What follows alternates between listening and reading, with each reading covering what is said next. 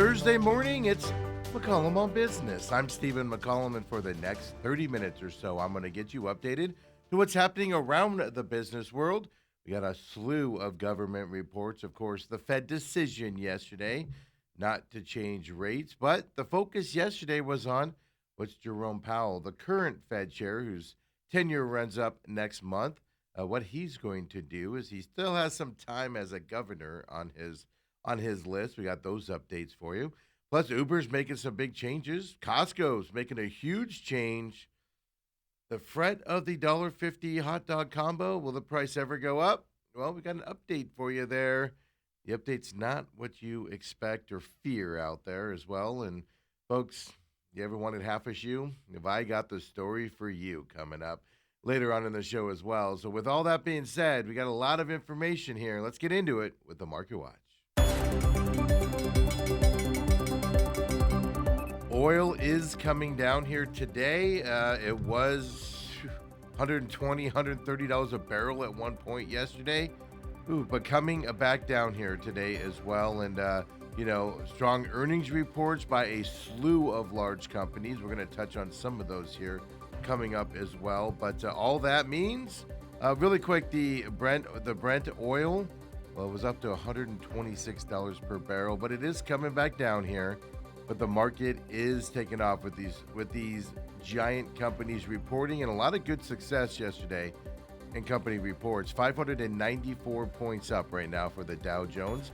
It's 49,236 as of right now. The S&P 500, that's up 29 points to 7141 right now. The NASDAQ, it is doing very well. It is doing very well today also. Give me 1 second here. I'll have that for you. As I apologize, NASDAQ has flipped to the negative side here as markets have opened. About 30 minutes now, 59 points down for the NASDAQ, 24,615.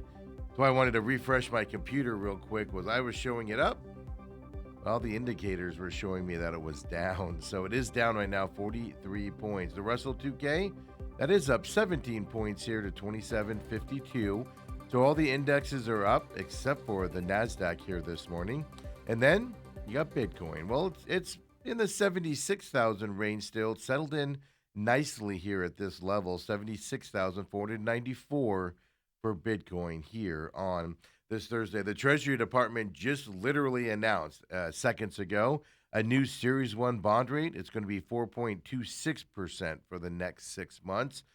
That's going to drive markets nicely as well, coming up off of that information. Stocks that we're paying attention to right now, well, a couple of pharmaceutical stocks. First one, Eli Lilly, is we're paying attention to them. 6.99% up as of right now. Well, they make Zepbound, they make Mounjaro, those GLP-1 medications. Their first quarter earnings and revenue didn't beat expectations. It acted like expectations didn't exist. Yes, they're up big today. Like I said, 7.08% based off of that news. They also increased their full-year sales outlook. They went to between $82 and $85 billion. The previous guidance was $80 to $83 billion as well. So these GLP-1 medications, the pill version of it as well, dominating here for Eli Lilly. Their stock is up huge this morning for them, 6.95%, trading now at $911 a share as of right now. Merck is another pharmaceutical company we're going to pay attention to, another heavyweight out there. They're down 0.39% right now as well. They were up in pre-market. They were up earlier today. They are coming back to positive. You see, if you're looking at us here on the graph, you can see on the left side a big sharp drop-off when the market's open. It's coming back up here now, but Merck actually had first quarter results that did beat expectations as well. All thanks to a strong demand for its cancer immunotherapy drug, Keytruda is what it's called. Look at me go. Early on with Thursday, and I nail it. Merck lost an adjusted $1.28 per share. The expectation was a loss of $1.51 per share, so they beat their numbers by a lot also. Revenue came in at $16.29 billion. Well, that was above the $15.82 billion expected, and that's a big numbers there for Merck as well. although their stock isn't portraying it like Eli Lilly's is here today. Merck is down 0.14%, but that's going to get on the positive side here shortly. We'll see where it goes the rest of the day. And then let's go local flavor here. Everybody's down home farmers market company, Sprouts Farmers Market, is what we're going to talk about. They are up 14.212%. It just changed on me there. They posted their first quarter earnings and revenue beat, against their estimates out there. They also raised its full year 2026 earnings guidance. They raised it up to $5.32 to $5.48 per share. Before it was at 528 to 544 per share. Sprouts Farmers Market first quarter results good, very good out there, and expected to be good the rest of the year by their future guidance as well. And of course, they are a local company doing good out there on the market. Later on, when we come back, we're going to look at, well, big, huge tech stocks out there. We're talking Meta, Alphabet, Microsoft. All did some announcings yesterday as well, and announcements. So we'll talk and look at that specific industry when we come back later on and look at the market again with that Market Watch coming up. But first, a bunch of stories, as I told you, like this morning, oil is coming down after being very high yesterday. Trump has said his blockade would cause Iran's oil industry to explode this week. He's constantly talking about that. That hasn't happened, leading to some fears around the market. But that is leading the oil up there. But we also got a slew of government reports, like, for instance, the core personal consumption expenditures price index came out yesterday. The core version of that, which excludes the volatile food and energy categories, it accelerated a seasonally adjusted 0.3% for the month. That means the 12-month inflation rate is at 3.2%. That reporting comes from the Commerce Department. And obviously, the Fed Reserve wants it at 2% is the nominal number that they're looking at. The readings did actually meet the estimates out there by the Dow Jones at that time. So no surprises. Core inflation did hit its highest level since November of 2023, though, with these numbers as we're dealing with that. Then if you want to include volatile gas and grocery components, they saw higher readings. Monthly gain at 0.7%. The annual rate hitting 3.5% as well. Yeah, with gas and groceries up, including those numbers. When we know gas is going up, we know food is up as well. Those were also in line with the forecasted numbers. Now, if we move to other reporting out there, the Commerce Department also reported gross domestic product grew at a 2% seasonally adjusted pace in the first quarter. It's up from 0.5% in the fourth quarter of 2025, but did not hit the estimate. The estimate was 2.2%. The modest growth rate, well, it comes despite the surge in spending on artificial intelligence and what would have been a boost from the end of last year's government shutdown, and that shutdown ending, and then the spending occurs again. The Labor Department did do their reporting yesterday as well. They reported initial jobless claims totaled the seasonally adjusted 189,000 for the week. That week ends April 25th. That's a decline of 26,000 from the prior week and well below the 212,000 estimate. It was the lowest reading since September 1969 for a labor market. Well, we've been in this low fire mode for most of the past year. We're just stuck, right? Stuck in the mud, if you could say, a stick in the mud here as an economy. And there's two types of economies out there.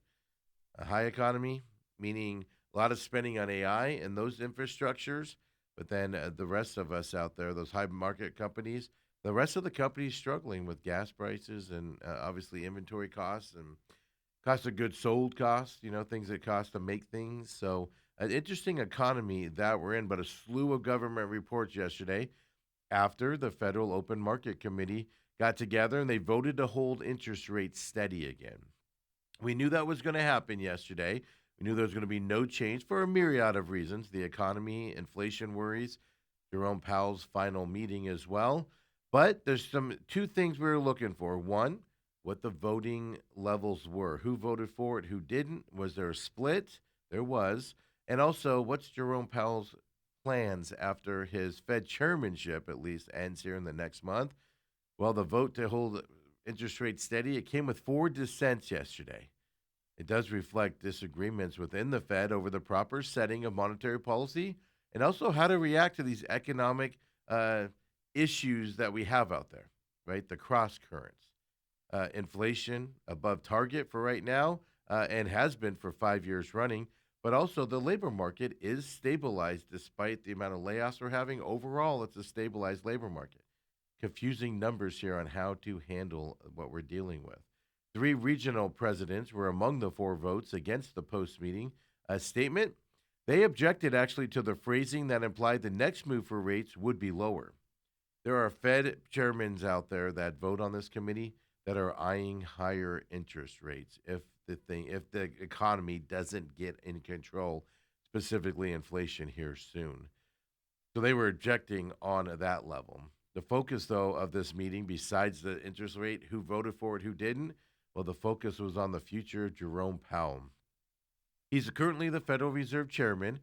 He did say yesterday that he will stay on the Board of Governors for an indefinite period while a probe into the renovation of the central bank's headquarters is continuing. Now, a couple things going in. There's some politics happening here, right? By staying on, well, Powell is denying President Trump a majority on the Board of Governors. Trump's other appointees on the 7 member board, that includes Christopher Waller, Michelle Bowman. Now he's getting the Fed president on there as well, as he's going to be confirmed. It's looking more and more like that. Trump appointees, Stephen Moran, well, his term has expired. He will leave when Warsh is confirmed at that chairman's stat category. Powell's tenure at the chair does end next month, but he has 2 years remaining on his seat as governor. And a lot of times, if you're done being governor, you just retire from the board altogether and get out of that business. But he's staying on for a little bit. He says he's staying on till the probe into the rebuilding of the building is done. He's also trying to stick it to the man. Also, I have a feeling from that perspective. So that's the slew of government stuff out there that we're looking at here today as well. And let's get into some company things, right? If you travel a lot or you travel for vacation, you check out, right, Priceline, you check out Travelocity, hotels.com. You do all of that stuff. And what do they have? Flights, hotels, rental cars, everything in one package. Well, now Uber came out this week and said users will soon be able to book hotels through their app. So they're looking to expand its offerings and become a do-it-all travel service. So Uber will offer more than 700,000 hotel listings directly on the app. It's all part with the Expedia Group as their partnership they're working with. So while traveling, users will get reminders to schedule Uber rides and see options for Uber Eats room service that can obviously deliver food and anything you forgot, for your trip. Forget your toothbrush? Hotels don't have them anymore. You can just send them to Target and get you one, right? Phone chargers are often forgotten as well. Uber said the goal of these upgrades is to reduce the number of steps for travel for its users. Uber will offer, as I said, all these options here. Now, I doubt they're going to do rental cars because they want you to rather use, use their service over getting a rental car. But we'll see where they go moving forward as well as we get into that. Later this year, by the way, Uber customers, you'll also be able to book any vacation rental available on VRBO, Verbo, all through the Uber app. That's a partnership they came up with over the last few months. Going to roll out later on this year as well. Uber's doing all this. Well, they say they want to make your travel life easier, but they're also aimed at boosting their Uber One memberships. That's their subscription service. It's priced at $9.99 a month right now. Uber said it had 46 million Uber One members at the end of 2025. That's up 55% compared to the year prior. Why is the Uber One so impressive? Just like Amazon with their Amazon Prime membership. Well, it's guaranteed money every year and every month going into the company's coffers. You don't have to rely on a service being used if people are just paying the $9.99 a month. So Uber looking at those ways to get things up as well. And kind of a follow-up here now, BNSF Railway, they're trying to build that big transfer station up there in outside of Whitman here in Arizona. We've told you that story a lot. But if you remember, there's a merger trying to happen in the railroad industry as well. And Union Pacific, as a follow up here, they hope regulators, well, they're going to be more inclined this time to accept the $85 billion acquisition of Norfolk Southern. They had to put a detail together. They had to submit it. Last time it was hopefully rejected on this merger as well. Well, now they're resubmitting it here, and they did it early this morning, and they trying to sell everybody on how this is good for the country. The U.S. Surface Transportation Board rejected the initial application from Union Pacific. They said regulators wanted more details about how the deal would affect the competitive balance between the only five remaining major freight railroads. Yeah. How does that impact customers is what they wanted more information on. Well, Union Pacific CEO said the new application they put out today makes an even stronger case for the benefits of the merger, and he believes would shave a day or two off the delivery time for many shipments because they don't have to be handed off between two railroads in the middle of the country.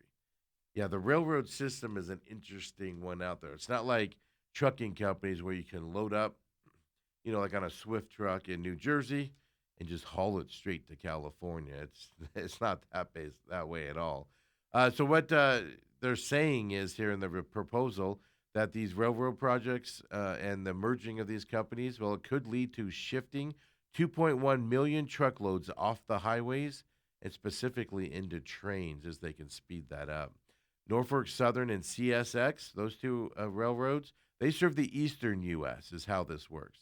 Union Pacific and BNSF, well, they serve the West Coast here in the United States. There are two major Canadian rails. They compete where they can with their tracks going across not just Canada, they do extend into the United States and Mexico as well.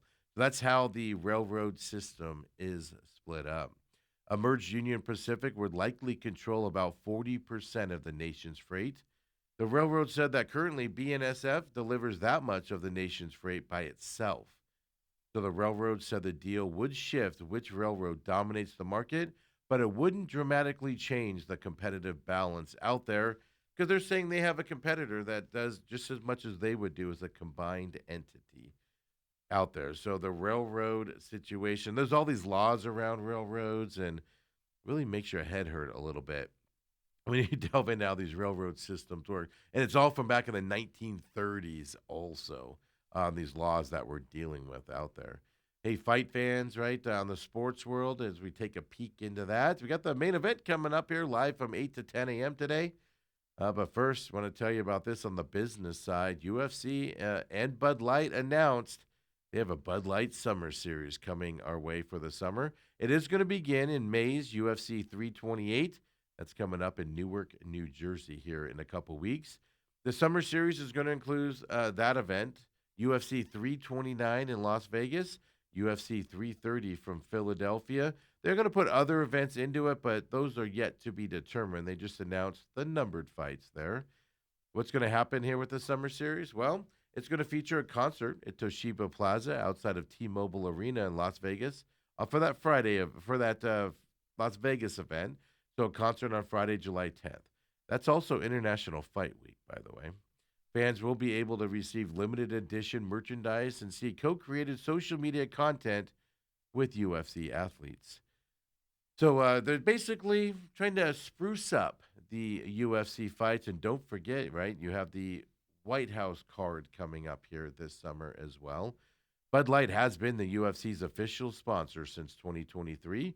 And they give a lot of credit to Bud Light for the profile and the growth of the UFC as well since they joined forces as well. The moving to Paramount Plus for streaming was they basically attribute Bud Light's uh, the eyeballs that Bud Light brings for those types of stuff, but also that they attribute Bud Light for the growth that the UFC has had. So Bud Light concert series coming up for you UFC fans if you're in those areas and things to look forward to. Hey, Walmart, you might see something different next time you're in there. Well, maybe not quickly, but some places are getting it sooner than others. Yeah, you might next time you go looking for makeup, skincare products, you might get what you see at all the other stores out there. in-store advisors. Yes, they're looking at bringing in-store advisors in to offer personalized tips and recommendations to you. Walmart is breaking out of that no-frills service model that they've had over since their founding as well. And they're staffing its beauty aisles with trained specialists. And those specialists can suggest foundation shades to match your skin tone, or things about moisturizers, trends happening on TikTok, etc. The roles were filled at 22 stores in Arkansas and Texas in recent months. They expect to have more than them in more than 400 of its 4,600 Walmart stores by year end as well. So it's going to be a slow growth, but it is coming to stores near you as well. So the addition of beauty experts are coming to Walmart, right? And Target, Sephora, they have Sephora's in them, etc. Ulta also. All those stores are vying for the bigger slice of that U.S. beauty and personal care pie out there. That's a $129 billion industry, by the way, here in the United States as well. So Walmart's going the customized advice and, places like that to kind of grow their business there as well. So they tested it before about a year ago. Walmart set up areas in 40 stores across the country. And that's where customers could sample makeup and speak with those beauty advisors. They called that pilot the beauty bar concept, and now they've expanded it into hundreds of stores from that success of those 40 stores as well. They also want to remodel 650 locations by the end of the year. And we told you about Walmart's plans to expand here in Arizona yesterday on the program.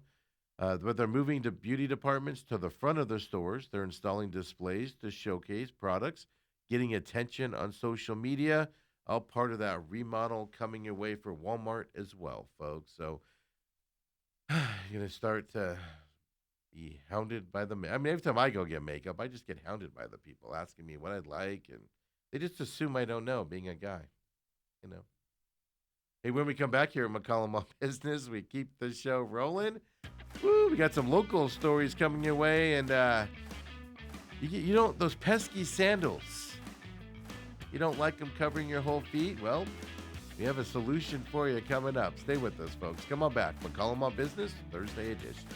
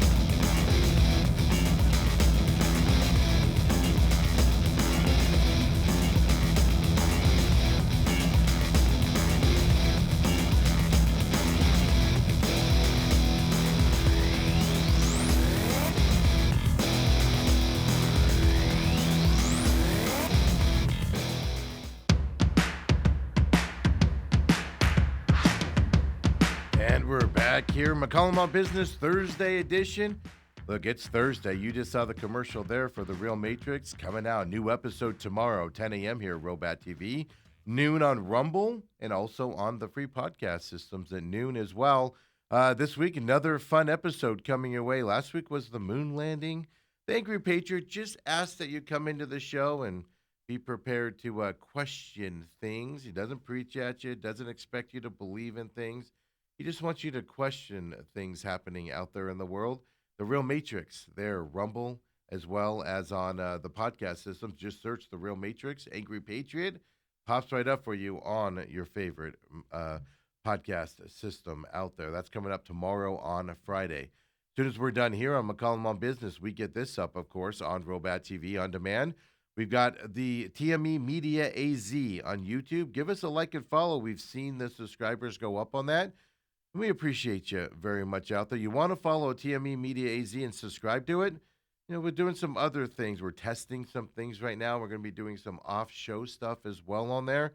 So you want to subscribe to it here to get alerted when we are on there as well. Besides our show times here at McCollum on Business, the pit stop, and of course the main event as well out there. And also, you can catch all of our programming that we do here as a parent company here on the here at TME Media here at Robat TV. You can also find us on Rumble, rumble.com/user/TME Media. I have to give that to you. The Rumble algorithm is a little bit different from what they've told me. So we have to give you the long explanation here until it kind of kicks up. But all of our programming, including the Real Matrix, on Rumble as well. We roll right into the main event after this. Today's Thursday means Uncle Lou comes in at 9 o'clock. We talk UFC. NHL hockey is going on right now. This night's Mammoth Series has been fantastic. Double overtime last night. Man, I fell asleep pretty much right as that puck went in that second overtime last night. We'll talk of that with Uncle Lou as well. Del Illustrated is returning this morning. Comes and joins us for a limited time today before he heads off and does some other work out there. But, it's going to be another fun Thursday live, 8 to 10 a.m., here at Robat TV, and you want to follow the TME Media AZ as well to catch us live as well over there on YouTube. Of course, goes out on the podcast systems after that. Follow us there at TME Sports Show on X as well. Follow TME Media AZ on X also. That's the parent company's page. Puts out the promotions, things we do. Yes, we have our shows that we put out here on the YouTube Robat TV as well as on the Rumble pages. Well, we do a lot more here as well. We produce other shows and do a lot of work with people that, well, it goes out to other entities out there, and it's fun to do that. And, we kind of going to start putting that out there at TME Media AZ. And if you're looking for a place to, help record your stuff and producers to help you, give you some ideas on where to go, test things out, hit us up. We're more than happy to talk to you about that and move you in the right direction as well, folks. And all that being said, the pit stop is up this week as well. We did it early on Tuesday this week because of my schedule yesterday with some personal things that I had to take care of with my graduating 18-year-old. Ceremony went well yesterday and everything. So we did pit stop on Tuesday. That's up as well on, the Pit Stop Talk on X. You can find us there. Of course, you can find it on YouTube as well as Rumble, and then the Pit Stop Talk on your favorite podcast system. You can find it. For those of you that want to listen to those shows, folks, it's been a long week. It's been a fun week here as well. Let's finish up this Thursday by doing another look at the Market Watch.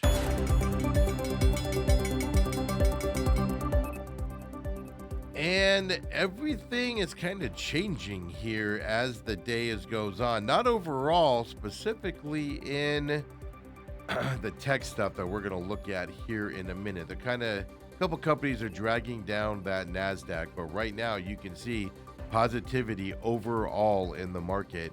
The Dow Jones right now up 774 points as we look at it. S&P 500's up 35 points right now.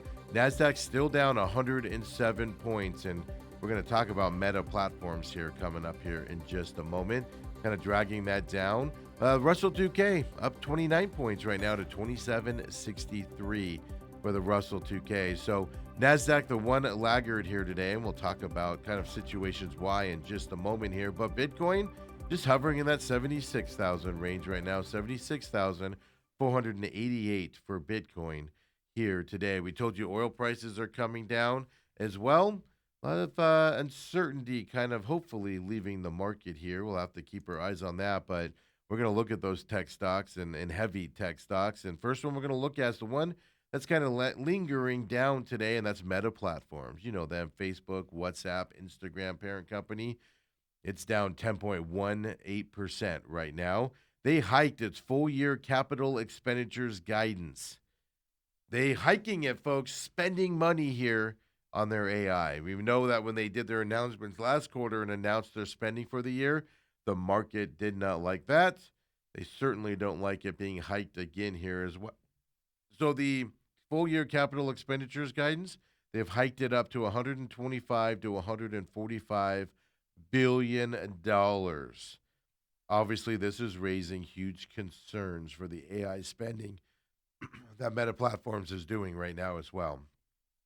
They did have a better than expected quarter one reporting and everything, but capital expenditures, whatever they're making, they're putting more out in spending on the AI side. And the markets are concerned about that, specifically with Meta Platforms. That's why they're down 10.28%. And I apologize for my voice here. Went a little squirrely on me, but we're also going to look at Alphabet here.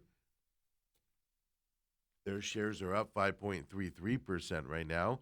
They posted their first quarter revenue of $109.9 billion dollars and did beat the estimate. The estimate was around $107 billion dollars. Google Cloud revenue specifically, well, it's up 63% from last year. $20.02 billion dollars last quarter. The expectation was only 18.05 billion, so they beat that number. But anytime one specific segment of your business, Google Cloud revenue coming in at 63% up from last year, big day for Alphabet, 5.39% up here today for them as well. And then let's look at the other one, Microsoft. Yeah, down 5.18% here today as well. They reported $31.9 billion dollars in capital expenditures and finance leases for their fiscal third quarter. Yeah, that was below the consensus number of 34.9 billion that was expected out there. The company did do an earnings and revenue beat in this quarter. They did do that, but again, we're coming around capital expenditures monies are what are driving these companies down here today. Microsoft down, Meta down as well. Alphabet's up, but because of their Google Cloud revenue up 63%. So that's what's happening with those tech companies, and the AI companies are going to be interesting to keep your eyes on here as we continue on. They have to spend an outrageous amount of money to stay in front of this and everything. What's that doing for their bottom line as they continue to move forward in revenue and things to that effect? And we'll have to see how it continues. Do they eventually knock off the AI spending, or do they just keep doubling down on it? It's kind of what we need to look at going forward. And Costco fans, got news for you. If you did not get this alert yesterday, I heard bells going off. All the headlines say Costco is changing that $1.50 all beef hot dog and soda menu, menu item combo. Let's put it that way. So you get the hot dog, you get the 20-ounce soda, $1.50. They are changing it, but everybody had those daring headlines making it sound like it was going to go up in price. Nope, it's not, folks. They're giving customers the option now. So if you don't want the fountain drink, you can now switch it out for a 16.9-ounce bottle of Kirkland Signature Water. This is the first update to the combo in more than 40 years to happen. So they're not even looking at the price. The price is going to remain the same. It just gets you the option there. Refillable soda for 20 ounce, or switch to a bottle of water there as well. Not refillable, I'm imagining, unless you go to a water fountain, right? But the price is going to remain the same, folks. Costco fans, rejoice. Yeah. Rejoice. Woo. But you are still going to get, free refills on that. They're not cutting back anything on that side. And anytime you add a little extra, menu item, it's not the end of the world, right? Hey, we know that the 250th birthday of the United States is coming up this July. That was a big theme yesterday in the JRTC event I was at yesterday. But companies are getting involved now as well. Southwest Airlines, well, they're going to celebrate the 250th birthday of America with a new edition. Yes. Now, they already have this red, white, and blue fleet, but they're doing a new edition here as well. Coming up here. Obviously, we're coming up on the 250th anniversary. If you don't know, that's when the Declaration of Independence was signed. Well, Southwest rolled out Independence One, is what they are calling it. It's a special airplane of Independence One. Joins two similarly other jets out there. Freedom One, that was unveiled back in 2021. Liberty One, Well, that's another aircraft that has an American flag themed paint job as well. Independence One will make its first flight. It made its first flight yesterday and went from the company's hometown of Dallas to where the Declaration of Independence and the Constitution were signed. Yes, flying from Dallas to Philadelphia here for this new airline as well. So Southwest Airlines getting involved with the look. Those are pretty sweet looking planes. If you ask me here, to my opinion on those airplanes, fantastic. Now, can you put back to the company to the way it was, please? That's the next step we got to do as well. Hey, we told you earlier this week, or maybe it was end of last week. I think it was earlier this week about the companies and everybody getting together here in Phoenix yesterday to talk about massive role in, making Phoenix more of a space component. The Cosmos out there as well. Well, they all came together yesterday in the first ever Space Congress. It's all to grow the space industry in the state. Got some more details here out of this conference. It kind of surprised me. We know we have a lot of industry, right? We were part of the Artemis 2. We have Arizona State and Arizona both doing stuff to put things on the moon for testing robots, etc. We've known that for a while as well out there, and the Artemis missions were a big part of, and it's just something that's growing, and they want to add more of it here as well. Well, 1,300 companies in the supply chain are here in Arizona as well. $30 billion in economic impact is what we had learned yesterday during this Cosmo Congress or Space Congress that they had yesterday. We knew they had companies. We knew that revenue was coming through based off of space, but 1,300 companies, 30 billion in economic impact here in the state as well. So some updated numbers there for you as well from that Space Congress. I don't know if it's what that means. I don't know if we're going to get more business here, but staggering numbers coming out of that Space Congress there in downtown Phoenix yesterday. Now, have you ever sat around, folks, and said, my sandals take up too much of my feet? Have you? Because I haven't. I haven't at all. There's big discussion happening online here today as well. There's a new design from Chanel, the luxury fashion house, as they like to call them out there. Some critics wondering if, they've gone too far. Some would argue they didn't go far enough. Chanel this week unveiled its Cruise 2027 collection. They did this in France. It features a sandal design that leaves most of the foot exposed, folks. It only covers the heel of your foot. Straps wrapped around the ankle. Yeah. Yeah. So you have a little boot for your ankle or for your heel, apparently. The comments I read are hilarious, but then forget about the comments that I read online. Just my thoughts going through my head right now as well. Yeah, Chanel. And they're probably going to charge you for the whole shoe too with the Chanel pricing, right? In its review, well, Elle, the fashion magazine, they described the footwear as intentionally incomplete. The cap toe went out the window as the design relied solely on what the brand called a barefoot heel cap. Yeah, yeah. Chanel's creative director, he came out and said, told Women's Wear Daily that even his own team initially questioned the bold concept. People at Chanel need to be drug tested, is what we are learning here today. Folks, are you going to buy this? There's no price on it. There's no news if it's hitting the market or not. This could just be one of those designer things to get talked about out there as well. Things to that effect. Some people are calling the design genius and brilliant. Others are mocking it, like me, more on that side. My favorite comment here: recession indicators, half the shoe from Chanel. The market we're in, we can only get half a shoe now. It's not even a shoe; it's a shh. Uh,